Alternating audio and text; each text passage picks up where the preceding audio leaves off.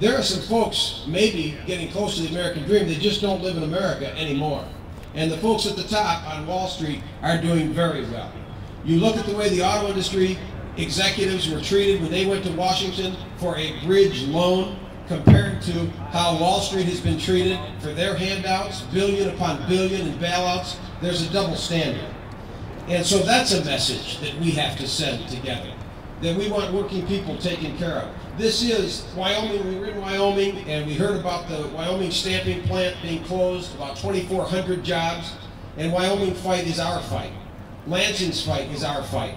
Michigan's fight is America's fight. That's what we're fighting for, our future. We appreciate the stimulus. The stimulus was important. The stimulus will help people. It's important to give people a handout and a hand up. But we know, working people know, that the best stimulus is a stimulating job. People want to be,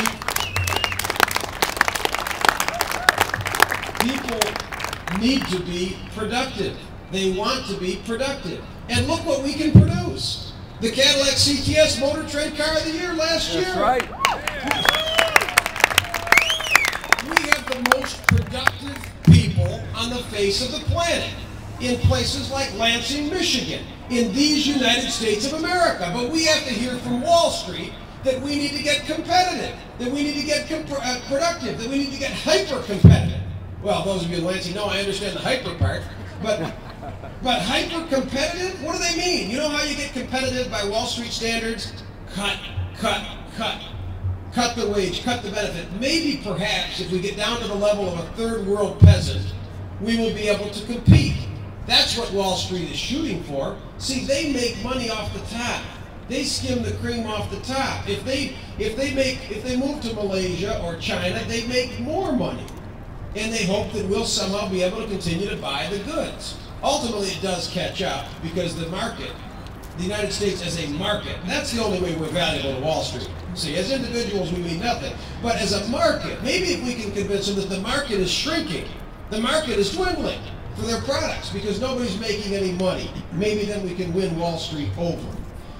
We've got to put the P back in GDP. I know you understand this, gross domestic product, because you're the producers.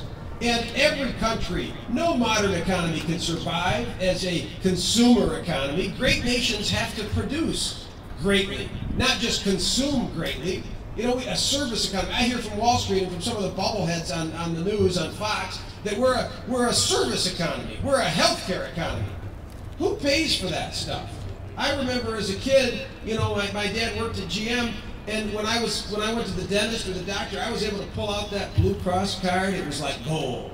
Boy, those doctors and dentists, they couldn't wait to get their hand on that Blue Cross card. Now some of them are driving foreign cars.